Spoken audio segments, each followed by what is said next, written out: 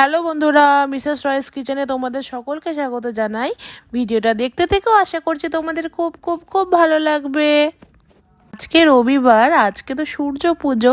তো আমি ছোট থেকে দেখে এসেছি, যখনই সূর্য পুজো বাড়িতে হতো, বাড়িতে মিষ্টি আলুর পায়েস তৈরি করা হতো। তাহলে চলো বন্ধুরা, আজকে তোমাদের সাথে আমি আমার মায়ের মিষ্টি আলুর পায়েসের রেসিপি শেয়ার করি। খুবই সামান্য উপকরণ দিয়ে এটা খুব ঝটপট এটা তৈরি হয়ে যায়। এটাতে আমাদের মেন উপকরণ হলো আমাদের দুধ লাগবে, আর হলো আমি এখানে 2টো মিষ্টি আলু ব্যবহার করেছি, আর তোমরা এখানে খেজুরের গুড় নিয়ে নেবে। প্রথমে মিষ্টি আলুগুলোকে ভালো করে ধুয়ে এটাকে চৌচা ছড়িয়ে নেব।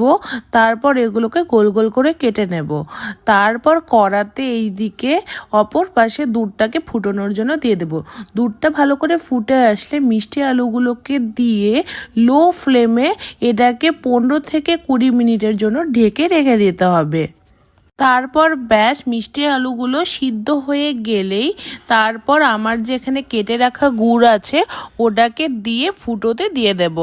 তারপর এই দিকে আমি 2টো এলাচ ব্যবহার করেছি। 2টো এলাচকে ভালো করে পিষে নিয়ে এলাচের গুঁড়ো দিয়ে দিলে এটা থেকে খুব ভালো একটা গন্ধ বেরোবে। তারপর ব্যাস লো ফ্লেমে 5 থেকে 7 মিনিট জাল দিয়ে নিলেই আমাদের এই মিষ্টি আলুর পায়েসের রেসিপি রেডি হয়ে যাবে। খুব সামান্য উপকরণ দিয়ে বন্ধুরা এটা তৈরি হয়। তো তোমরা এটা বাড়িতে অবভিয়াসলি তৈরি করতে পারো। এটা তৈরি করতে কোনো ঝামেলারও ব্যাপার নেই। তাহলে বন্ধুরা, আমি এই ধরনের চটজলদি রেসিপি নিয়ে আরও চলে আসব। আর ভিডিওটা আজকে এখানেই শেষ করছি। আর আমার ভিডিও যদি তোমাদের ভালো লেগে থাকে তাহলে প্লিজ প্লিজ প্লিজ সাপোর্ট করো। প্লিজ লাইক শেয়ার সাবস্ক্রাইব করে দিও।